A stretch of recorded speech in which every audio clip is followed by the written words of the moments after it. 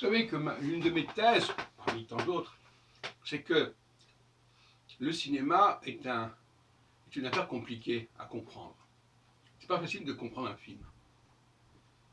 Alors évidemment, ce qui simplifie les choses, c'est que on vous démontre, on vous exige pas que vous expliquiez comment vous avez compris le film. Donc à ce moment-là, les gens disent oui, j'ai compris, j'ai suivi. Mais souvent, les gens ont perçu les conséquences d'un processus, mais ils n'ont pas compris les causes du processus. Et par conséquent, ils n'ont pas bien suivi l'histoire du film, ils n'ont pas suivi l'enchaînement. Et d'une manière générale, l'oralité,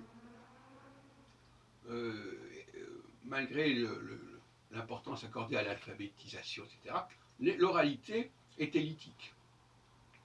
Il est beaucoup plus difficile de suivre quelque chose devant vous, où on vous parle, où il se passe des choses, que de lire un texte qui raconte ce qui se passe.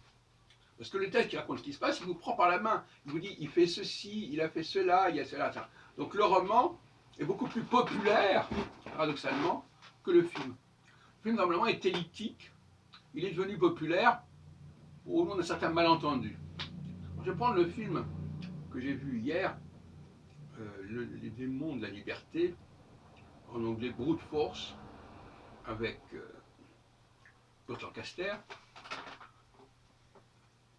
Le film se termine de manière assez précipitée, et il y a un échec. Quand les gens veulent sortir de la prison, veulent s'évader, il y a un échec. Et en réalité, si on interrogeait les gens à la sortie du film, c'est un film qui date de 1947, eh bien, je suis sûr que la plupart des gens n'auront pas compris où est l'échec.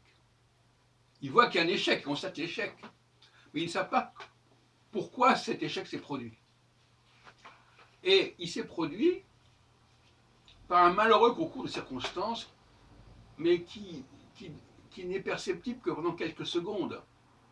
À savoir que le type voulait ouvrir la porte, et en même temps, un autre type, dans le même camp, a envoyé un camion en feu pour forcer la porte. Et les deux processus se sont neutralisés. C'est-à-dire que la porte n'a pas pu s'ouvrir. Parce qu'au moment où elle pouvait s'ouvrir, le camion a bloqué l'ouverture. Alors, quand c'est raconté, on vous explique tout ça par le menu. Mais quand on le voit comme ça, eh bien, je suis sûr que ça échappe à beaucoup de monde.